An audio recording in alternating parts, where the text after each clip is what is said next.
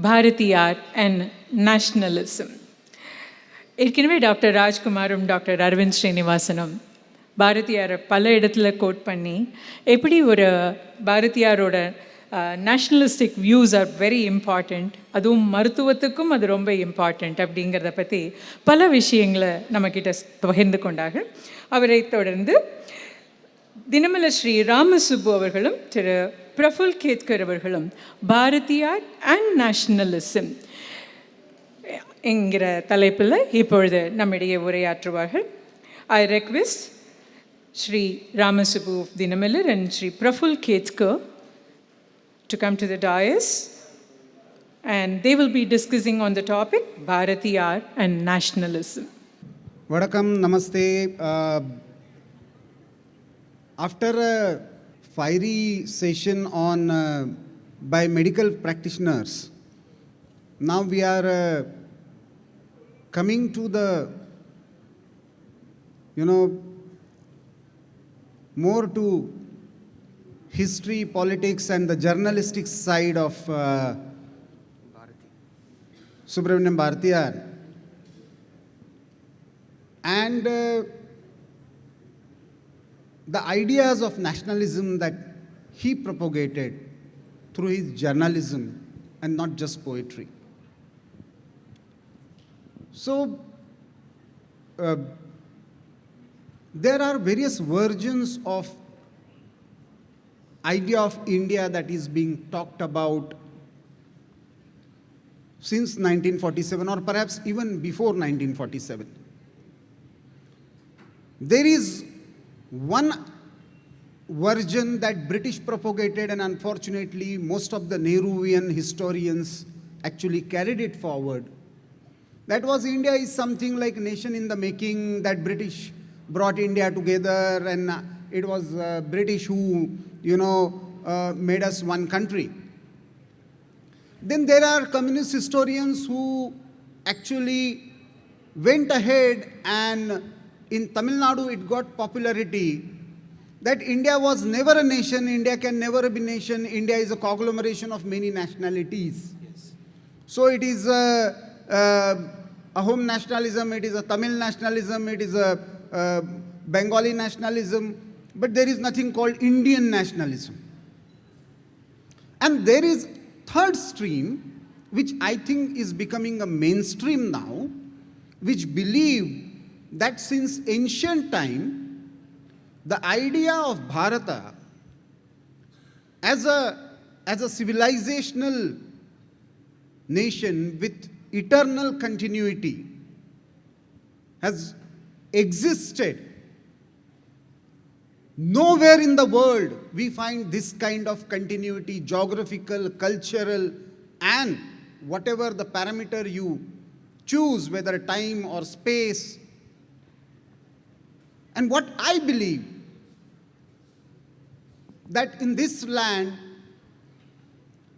with complete devotion to the idea of Bharat Mata, Subramaniam Bharatiyar actually represented that tradition of civilizational nationalism about India. Very true. So I would like to start a conversation on this. How do you see his ideas about nationalism and Indianness, especially through not just poetry but even journalism? Right. So as Ketkar ji was saying, this idea of Bharata, we seem to have had it for a very, very long time. But over the past 60 years, at least here in Tamil Nadu, sort of lost it. We've lost, because we lost Bharatiyar to a large extent. Bharatiyar was replaced by Bharatidasan in the popular consciousness. So we sort of lost that idea of Bharata. So what Bharatiyar did was, he once again, after 200 years of British rule, a lot of our traditional institutions were lost, a lot of traditional thought was lost, the thought leaders of those times were probably done away with. They needed something to latch on to get on this nationalist bandwagon. And he did that very successfully through making Tamil poems accessible. Like some of the speakers earlier said, the Tamil poetry earlier was very technical. So he popularized nationalism through accessible poetry. That was one of his great contributions. And that sort of was a tipping point for growth of nationalism in Tamil Nadu. So that is one aspect of Bharatiyar. Another aspect is his role as a journalist. He ran, I think, n number of papers. Why n number of papers is because at that time, people were not very literate, one. Number two, there was a lot of government repression. So if you start one paper with one name, they would clamp down on it. You have to close it down, go somewhere else, start another newspaper with a different identity. So he ran a number of different newspapers. And through that, in very, very simple language, he communicated complex ideas. And all these ideas were pointing to only one thing: one India, one Bharat, and this Bharat should be free. This was his great contribution as a journalist. See, another person I can recall who, in fact, not just started but inspired many people to take up journalism as a profession, and that was Pandit Madan Mohan Malviya. Bharatiyar, you know, a very important phase of life he spent in Kashi, Banaras. He had a very close association with the initial years of BHU also. Though BHU later founded formally, it was a Hindu college then in 1909-10. Now recently we have seen Tamil Kashi Sangamam. I was amazed to see the kind of connect that people coming from Tamil Nadu having with River Ganga and Kashi, both. It is amazing. And it is not something alien to people of Tamil Nadu, right? It is a part of our culture. You celebrate Mahamaham here. This is all a part of the continuity of sacredness of water. This idea is all pervasive. So it is, Kashi is also not alien, because you have n number of Kashi Vishwanatha temples here. And Tenkasi temple is also said to be the original Kashi Vishwanatha deity which was there, which has been carried here and planted here. So Kashi is not something apart, because we are part of the same cultural continuity, right? So Kashi is part of Tamil cultural continuity. Tamil Nadu is part of Kashi's cultural continuity. no, I want to understand, how do you see that influence of Kashi in Bharatiyar's writing and his ideas about nationalism? I have visited Kashi about 4 or 5 times, not more. But whenever I visited there, I always felt this is the center of the universe. You wait here long enough, you will meet everybody on this planet at some point of time. So it is a sort of place where people from all over the country come, because it is the fulcrum on which I think this entire our culture rests. Somehow, I don't know why, I can't explain why, but you can meet people from every part of the country there. So once you go there, you stay there for a while, you get into touch with all sorts of cultures, and you realize all of this is a different expression of the same. Just like how we think about our gods. So all different cultures of India are different expressions of the same idea, the Sanatan Dharma. So this is how I think it must have influenced Bharati. See, what I find another interesting aspect is the titles he chose for his publications. You know, on the one hand, there is India itself, but some of them are connected to Swadeshi, some of them are connected to Bal Bharat, some of them are specifically focusing on social reforms and women empowerment.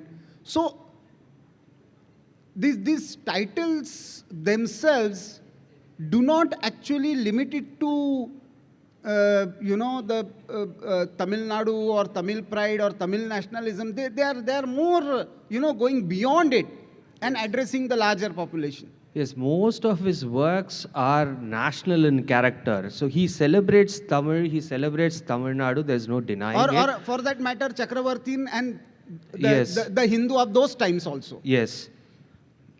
So he celebrates the nation more than he celebrates Tamil Nadu, which is what I feel. He celebrates the nation in Tamil. So we feel that his work is not accessible outside Tamil Nadu. So we feel that it is all about Tamil Nadu only. But his work is national in character. He was very... One more thing about his works is, and what we are missing in journalism today, is passion. Passion in the work itself. Journalists are passionate about their work, but over a period of time, due to westernization, Western influences, we've been trained to be neutral, dispassionate, and convey only the dry facts. This is what is being told to us, has been told to us again and again. But why was Bharatiyar very successful as a journalist is because there was passion in his work. We call it biased and one-sided today. But he was very passionate about putting his point of view across and making sure that everybody gets some sort of feeling after reading that. हमारे reports, I mean, what we write today, कोई feeling नहीं है. You won't get any feeling out of reading all those things. It is very dry, very analytical. So why is social media so popular today compared to your traditional media, even compared to television? It's full of passion. It's full of feelings. So that is something that I think we are missing and which we need again in journalism to re-invoke this feeling of Bharatya in Tamil Nadu at least. I'll come to that journalism aspect later. What I found interesting is Bharatiyar is not like just any other freedom fighter. Of course, he was a tough freedom fighter who decided to fight against the British, who went on to go to Pondicherry and take inspiration from Arvindo's revolutionary legacy also. It's more a spiritual revolutionary legacy. But another important thing that I find is the saintly tradition that we had. The Shankar Deva in Assam, or Narsi Mehta in Gujarat, or Guru Gobind Singh in Punjab. Sikh and Sikhism had a very great influence. In fact, after that he started wearing turban and keeping beard. It was again during his Kashi stay. Very syncretic that way. Yes, yes. So what I found is that many of the ideas that he picked up from these saintly traditions and re-invoked them in Tamil through his poetry and through his writings in journalistic genre also. So how was it made possible for Bharatiyar to integrate all these ideas and bring it in the 20th century? Because it was a tradition, so to say, Right. throughout India. Going through his works, you always feel that he is not judgmental about any cultural expression, any Bharatiya cultural expression. He is in fact proud about it. He takes inspiration from it. Each and every expression of Bharatiya culture, of Sanatan Dharma, seems to have invoked something in him. Some sort of inspiration. This is also possible. This is also possible. So he saw greatness in every expression of Sanatan Dharma. And which is why I think he brought everything that invoked some passion in him and condensed it into a very nice poetry. Another favorite topic that we find in Tamil Nadu is this entire debate of language imposition. You know, and what I find very curious about Mahakavi Subramanyam Bharati is that he was, of course, his first love in linguistic term was Tamil. But he was equally proficient in Hindi, in English, in many other Indian languages, and still he took pride in Tamil. Now, how do you see the relevance of that tradition in the present debate? Because all Indian languages flourish together. In fact, before 1920s and 1930s, I tried to visit many original documents during entire British period, and surprisingly, barring few debates in Uttar Pradesh regarding Hindustani and Urdu, there is no language debate at all till 1930s and 40s. In entire Indian history, we had many more languages, we had many more dialects, but we never fought on the basis of languages. Why suddenly this fight on the basis of languages? So that started really because of what you mentioned right now, the debate between Hindustani or Urdu. We know how it started. I don't want to go very deep into it. But I think that sort of sparked the interest of certain politicians about how powerful this issue can be. In Tamil we call it Veeryam. I don't know what you say for that in English. So how powerful this language as a political tool can be. There was really, there has been a long process of Sanskrit, Tamil coexisting. And during this long process, Tamil has not disappeared. So what I always tell everybody who talks about this imposition and Tamil disappearing is that Tamil is not so weak that it will disappear just because another language is taught to you. English, everybody is been educated in English now. Almost everybody in Tamil Nadu. Has Tamil disappeared? No. So Tamil is not such a weak language, but it started because of that initial Hindustani-Urdu debate about what to teach in school. Another interesting influence that I find, and many people may not be aware of this, that very significant meeting that Bhartiyar had with the disciple of Swami Vivekananda, Sister Nivedita. And since then, he started talking about emancipation of Shakti. He never used the word women's rights. He never used the word freedom. He never used the word feminism. And still, his poetry his writings are all about, real empowerment of women. So these terms that we talk about, feminism, emancipation, these are all very Western ideas.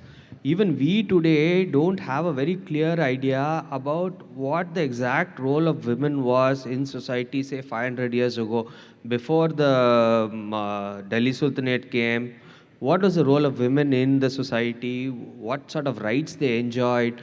Because we don't have a very good tradition of keeping records about what we do. We are very poor at it. Indians as a whole are very poor at it. Shakti, I think it is a very interesting interpretation, probably a reinterpretation of the Western ideas that he did. To envision this entire thing, this entire spectrum of problems that we name as emancipation, feminism, so many things. I think he just condensed everything into this one Shakti so that people can easily understand. That was his thing, again and again. Simplify everything. There is another aspect. His association with Congress as a movement was very curious. In fact, he was part of that very critical session in Surat. And he decided to support the Tilak faction. So, do you see any prospect, any possibility of reviving that connect of Kashi, Arbindo, Tilak, and that spiritual nationalism that Subramaniam Bharati represented? Even during the Surat session, the Congress was still in the form in which it was conceived initially. So we know the Congress was conceived so that things don't get out of hand for the British rulers. And it was composed mostly of the so-called moderates, who we call moderates right now, who basically didn't want any panga, and they just wanted to talk things out with the British to get some of their work done, get some perks here and there. They didn't really have a great idea about freedom. Initially, they didn't have, at least. No, they essentially believed in the, the wisdom and the justice of British Raj. Yes, So they believed that, putting some petitions and demands to the British Raj which automatically lead to... Yes. And somehow it was a divine dispensation in their wisdom. Yes. So, but Surat session was a, complete departure from that tradition. It was a departure because it was a disruption to their tradition, to all their sessions so far. So that is when Tilak comes out as a big character. And I think it is only natural Subramania Bharati went in that direction, because he was a revolutionary kind of guy. He wanted to get things done now, get freedom today, if possible, this minute. So Tilak would have appealed to him much more than the so-called moderate faction. One important aspect that I would like to, highlight is Subramaniam Bharati was a very important force in this entire movement against partition of Bengal.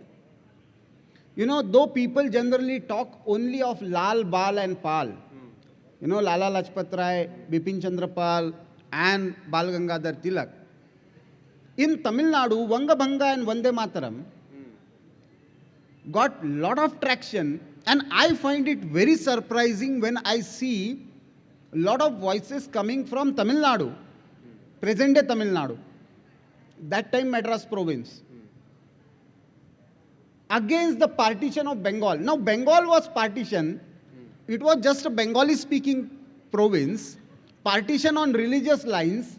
Entire nation gets together to fight against it, and fight in such a way that British were forced to take back that partition in 1911. So 1905 to 1911, the kind of nationalism that we see in this land, why did we suddenly miss that in the post-independent period? See, during that time, I would say, this touches on very sensitive topics which I don't want to talk about. So at that time, I think we still had some sort of, and mostly thanks to the works of Bharatiyar, which made nationalism very catchy. Any division based on religion I think people had an idea that it will become permanent. They are planning this and this will become permanent. That sort of fear was there. And since we always envisioned Bharat as a much larger entity than what it is today, how do I put this? See, as a Sanatana Dharmi, even if something is happening in Ladakh, or if you say tomorrow Ladakh is going to be taken away from you, from Bharat, you've never been to Ladakh, but you still feel very bad about it. Because that is part of your soul, that is part of your consciousness, right? But today I think what has happened is uh, we've moved, a lot of people have moved away from their roots, especially with the very fast pace of urbanization. And once you move away from your roots, and what is influencing us today is not our ancient thoughts. It's, for a majority of people, that is not what is influencing their daily lives. We are very enamored by the West. We have that mentality where English is still superior. Uh, these are the kind of cultural trends that have taken us away from that sort of thinking. That वो भी हमारा है. That thinking is gone. Maybe they feel Kashmir should decide things on their own. Now, I would like you to speak on a subject that has been close to the heart of each and every person of India, especially in southern India, that is close to your heart also. This entire debate about temples. You know, temples and yatras played a very critical role in this nationalism and connectivity. If you see 1857, for instance, many people think, oh, nothing happened in South. It's not the case. In fact, I feel that right from 1498, the time Vasco da Gama arrived, since then South was continuously fighting. In fact, we find similar kind of actual freedom movement happening from 1780s to 1840s. In this part of the world, what started happening because in the north, because perhaps that time settling the things with Islamic invasion was more important for north. So that's why you find Velu Nachiyar and Marutu Pandian brothers and, you know, they coming up with this Jambudvipa declaration. Then we realize that temples are critical. Then we realize that, you know, saving these temples are critical. How we can bring back that in our debate, in our media discourse, and what do you think that's this, you know, this essence of temples in saving this civilizational nation? What should be the approach? So temples, the kshetra is important. How important it is the Puranas, from the time of the Puranas, they have extensive lists of kshetras of this Bharata Desha. So whatever is Sanatana Dharma country has been mapped out extensively in the Puranas, in a very detailed manner. Whoever may be ruling over the land, that is immaterial for us. Maybe today Pallava is ruling, tomorrow Chola is ruling, that is immaterial. But Divya Kshetra is there, and these Divya Kshetras have been mapped very nicely in the Puranas. So what we get is, again, one thread, which is Sanatana Dharma, and these are all temples. The Purana has a story for the temple, but they are not temples based on the same sort of substrate. For example, temples in the south are based on Agama Shastra. So Bengal, they are all based on some Tantra Shastras. In Kerala, they are based on some other Tantra Shastras. So there's a huge diversity here. Despite these diversities, the Punya Kshetras are all listed with equal importance. Nobody says, the Purana doesn't say these people are from a different point of view, thought process. They have established this temple, so this is not relevant to us. From that, what we understand is, this Sanatana Dharma, it accepts everything. Every expression of itself, it accepts. And we can see that proof of that is in the Puranas. So today, what has happened is, after the establishment of the HRNC or the Devaswam boards elsewhere, the same thing that has happened with our water management systems has happened to the temples as well. So we had a very beautiful water management system, especially in Tamil Nadu, where the areas, the tanks, the irrigation tanks would be managed by the community, the farmers themselves. They would be responsible for desilting it, they would be responsible for water sharing. Everything would be done at the community level, and these systems are functioning beautifully. These common goods, the public goods, were being utilized for the benefit of the community. Temples were also made as common goods, as public goods, for the benefit of the community. How the PWD broke down this entire system with irrigation, HRNCE did the same. There is no doubt that HRNCE has to be done away with. Number one, what it does is it locks away the resources of the Hindu community into the hands of somebody else. We are no more in control of our resources so that we can provide for our own community. Everybody thinks that if HRNC is done away with, what will happen? Who will take care of these temples now? Some profit-minded individuals may take over.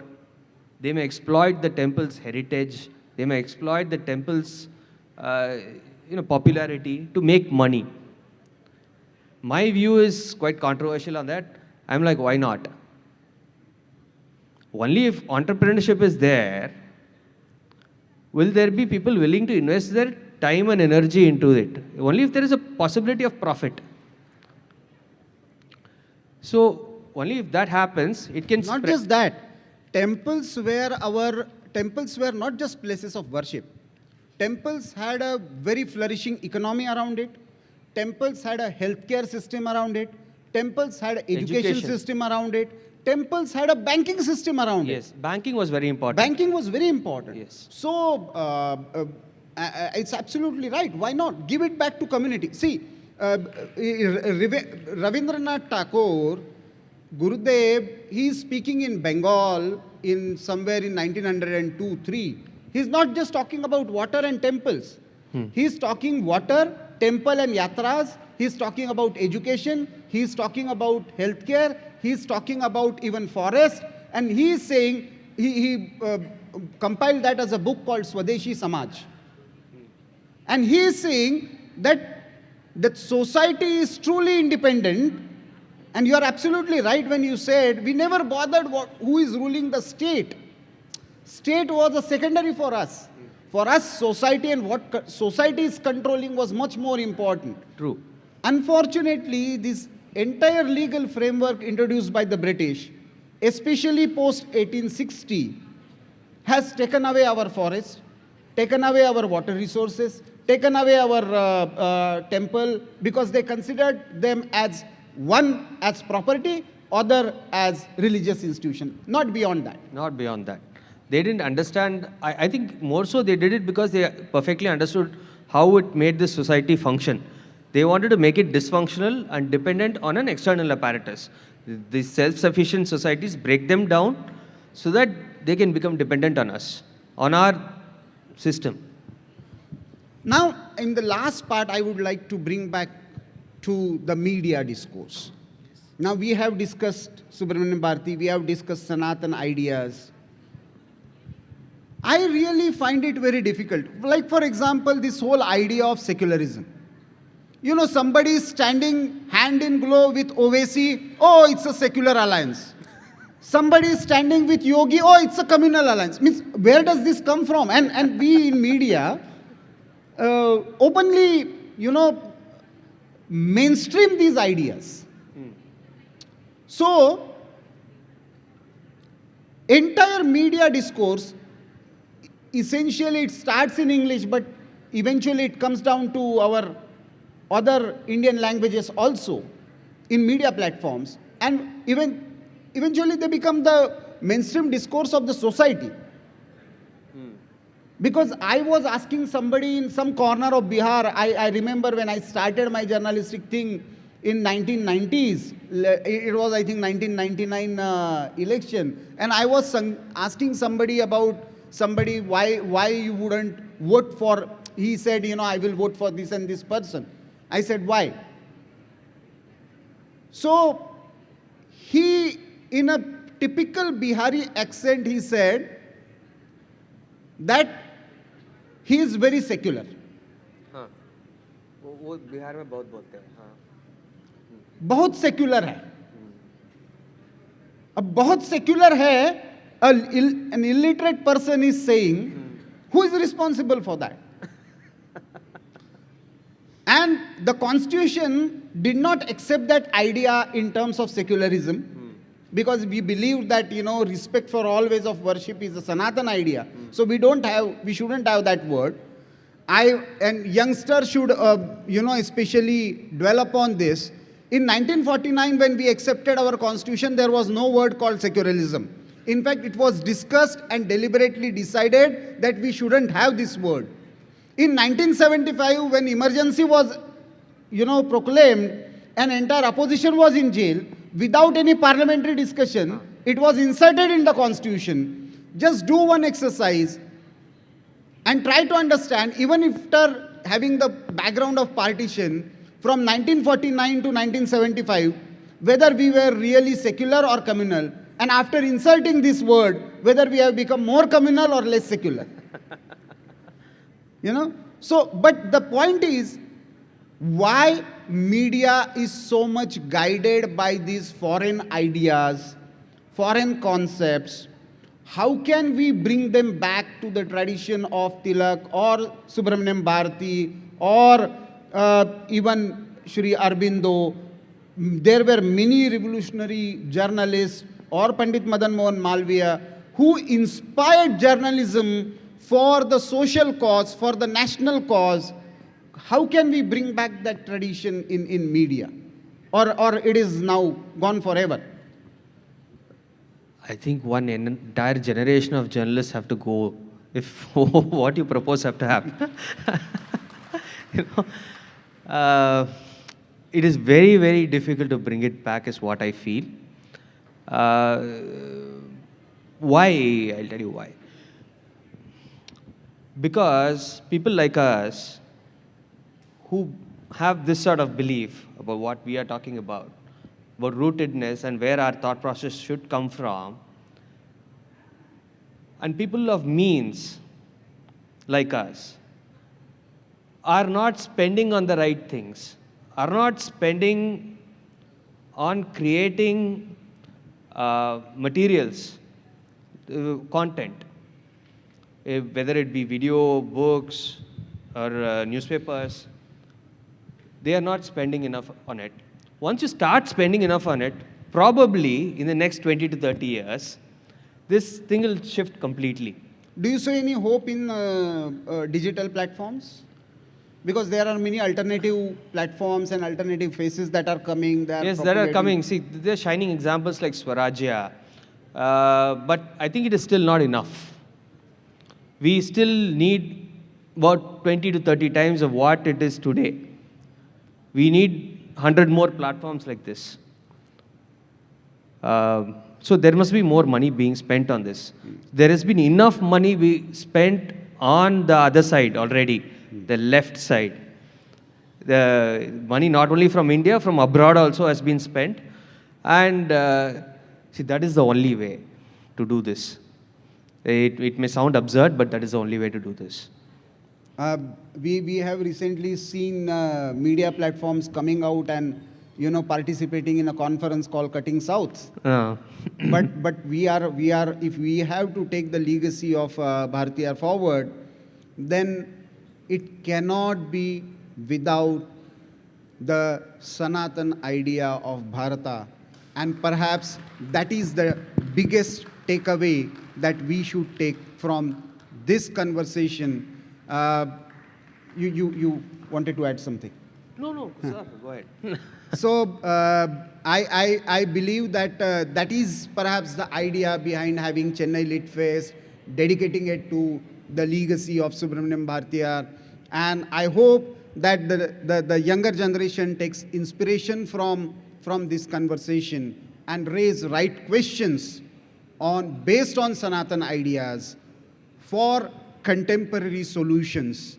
And if couple of ideas can click, with the initiative of some new kind of startups for managing temples, for new kind of startups for reviving temple ideas for contemporary times, then perhaps we will be taking that idea Yes, forward. I think startups for temples is a good idea. Yes.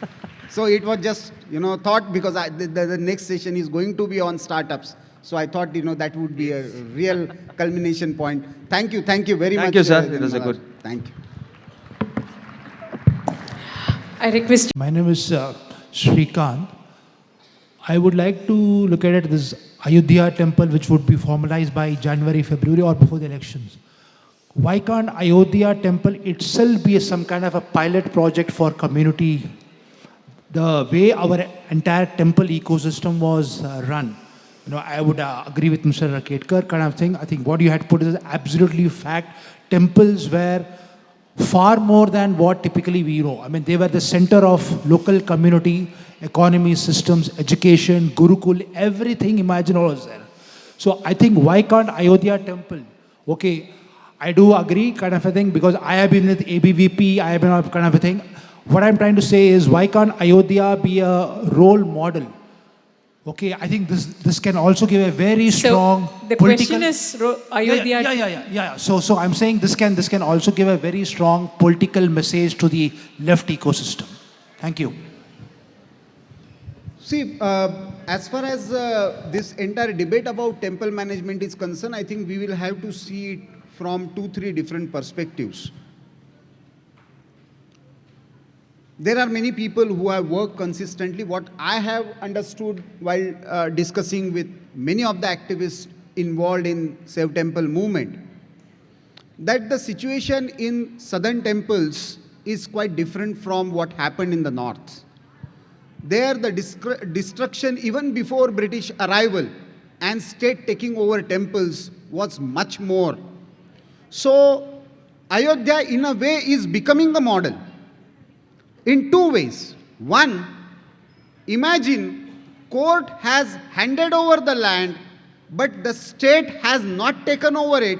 State has created an independent trust to manage it. Center has appointed the trustees for the time being till the construction work is done. Most of them are coming from the movement itself. So most of the sadhus and sannyasis associated with the movement, except Nripin Mishra, there is no bureaucrat, even ex-bureaucrat is involved. So in a way, the idea is not to control by the state. 2, Ayodhya is not going to be just a temple. After visiting and seeing the entire plan, I am assuring you, it is going to be a great center of learning. It is going to be a great museum, civilizational museum to see. It is going to be a great amalgamation center for all the sects of India, where everybody can study. There will be a beautiful library involved in it. So from mandapam to library, everything will be there, and hopefully this can eventually become a model for other places in north.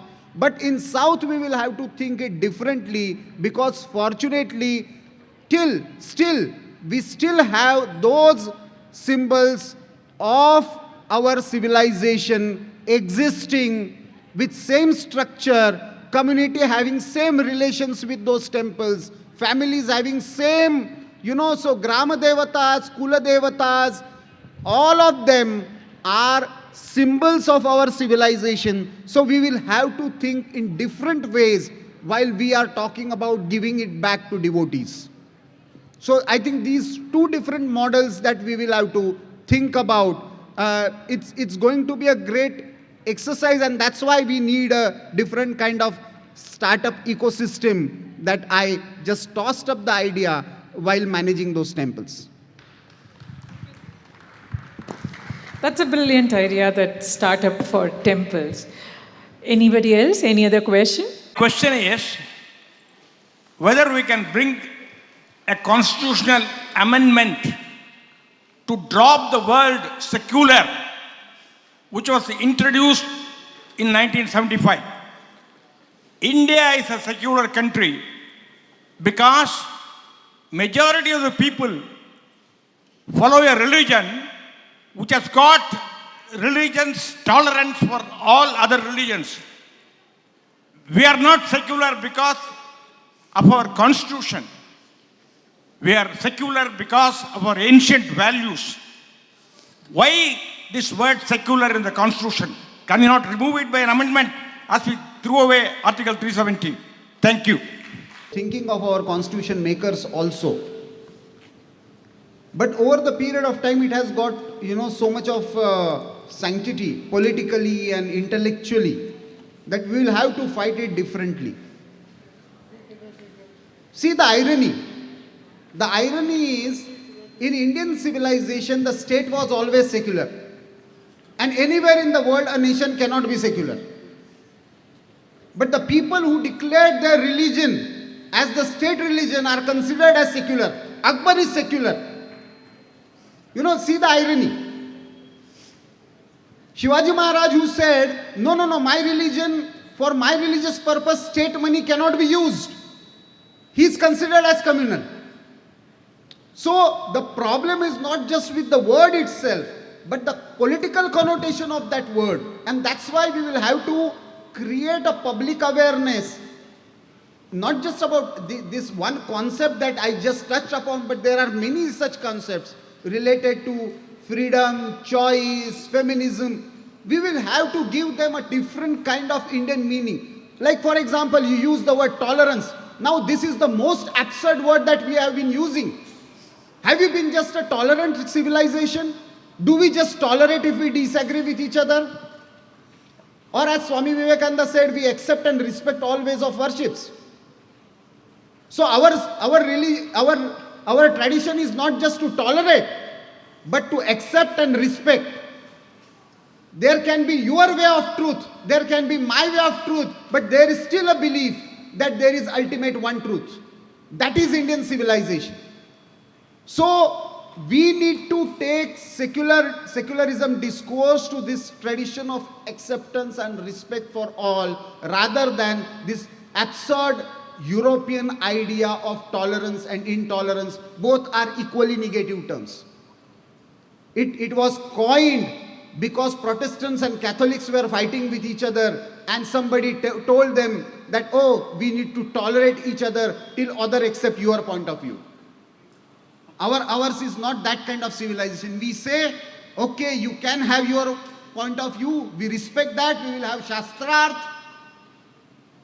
After that Shastrarth, we can reach to some conclusion, fine, otherwise you can walk your way, I can walk my way, both will respect it, both will not kill each other because of the disagreement. That is Indian point of view, that is Sanatan point of view we should talk about. Thank you, sir. Thank you for this wonderful session and also taking the questions. One more, please. Only one Sorry. question.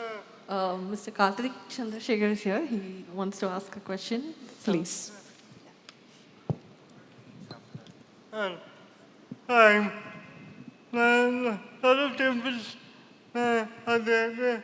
I want a lot of temples are accessible. I always want to go to temple and religious places. But how is the accessibility aspect of this? Ayodhya, because Chennai, most temples are not accessible. Because, I always wanted to go to temples, but most temples are not accessible. I hope Ayodhya temple is accessible. How is that? Ayodhya temple. Do I repeat the question? So he's asking about how the temples could be made accessible and mostly like very popular. How is the Ayodhya temple in terms of accessibility? In terms of accessibility, how is Ayodhya temple and other popular temples where he wishes to actually travel but then couldn't access them because he hasn't found it accessible. So, and what are the measures and how are we going about it is his question. Thanks. Have you tried visiting Kashi Vishwanath temple? If you try now, the new corridor that is built, it is accessible to each and every person. And the corridor is made in such a way that whether person coming from any caste or community or Divyang or anybody, there is accessibility possible while rejuvenating this entire temple architecture. All those things have kept in mind. When you are reconstructing or rebuilding something, this is possible. For old temples, we will have to work out a different kind of mechanism where society needs to be more sensitive. The temple management needs to be more sensitive. And over the period of time, I think most of the policies are going in those directions.